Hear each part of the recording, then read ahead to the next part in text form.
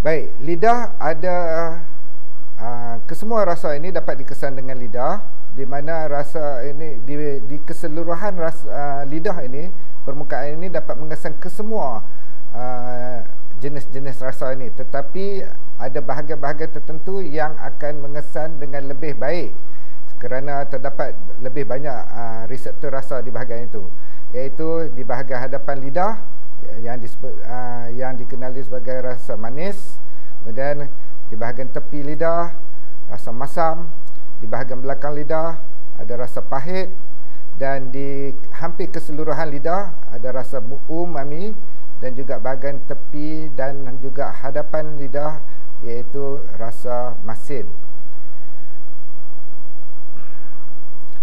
Baik, apakah umami? Umami dikelaskan sebagai rasa asas kerana terdapat reseptor rasa yang dapat mengesan rasa umami sahaja. Hal ini sama bagi rasa asas yang lain seperti manis, masin, masam dan pahit.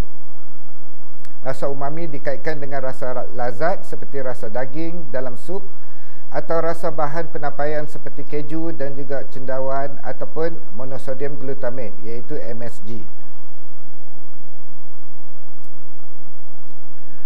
Baik, kita tengok sebagai di akhirnya biasanya kita akan tanya beberapa soalan untuk kita uji balik.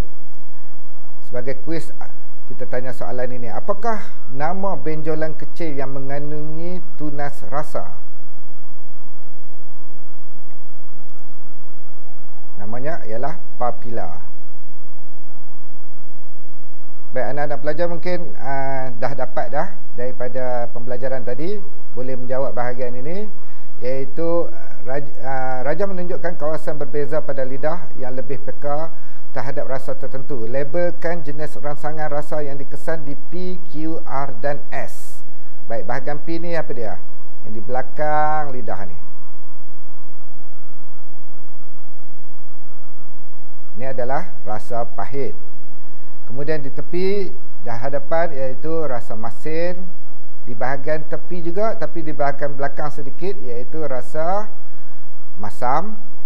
Keseluruhannya adalah rasa umami, dan di hadapan sekali yang ni tinggal satu je lagi iaitu manis.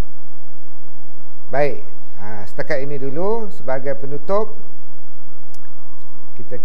Kita lihat sedikit kata pujangga ya. Lidah anugerah rasa yang mengungkap manis dan pahit dunia. Gunakanlah dengan bijaksana agar tiada hati yang terluka dan tiada jiwa yang terasa. Sekian, terima kasih.